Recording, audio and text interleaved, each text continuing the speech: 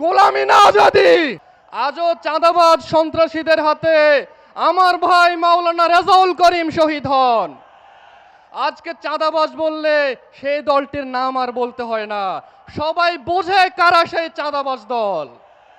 আজও এই দেশের বুক থেকে চাঁদাবাজির অবসান হয়নি, দখলদারিত্বের অবসান হয়নি, নারী নিপীড়নের অবসান হয়নি।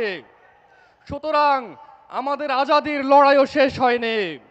আমাদের এই আজাদির লড়াইয়ে বিজয়ী হওয়ার জন্যে আগামী 12 ফেব্রুয়ারি আমাদেরকে 2টা ভোট দিতে হবে।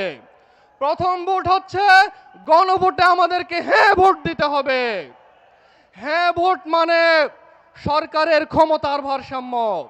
হ্যাঁ ভোট মানে আপনার যদি যোগ্যতা থাকে আপনি চাকরির জন্য কোনো নেতার পেছনে দৌড়াতে হবে না। হ্যাঁ ভোট মানে আপনার সন্তানের যদি যোগ্যতা থাকে সেই সন্তানের চাকুরির জন্য আপনি কোনো নেতার পেছনে দৌড়াতে হবেন না।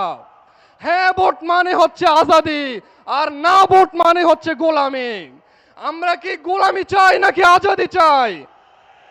গোলামি না আজাদি, গোলামি না আজাদি। সুতরাং আমাদেরকে সেই আজাদির লড়াইয়ে জয়ী হওয়ার জন্যে 12 ফেব্রুয়ারি হ্যাঁতে ভোট দিতে হবে।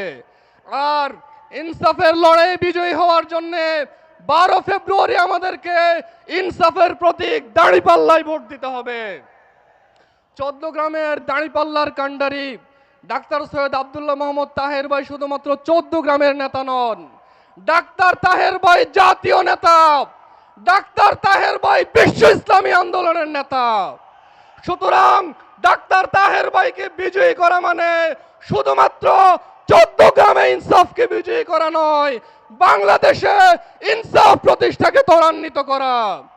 ডাক্তার তাহের ভাইকে বিজয়ী করার মানে হচ্ছে বিশ্ব মানবতার জন্য ইনসাফ প্রতিষ্ঠার লড়াইকে বেগবান করা।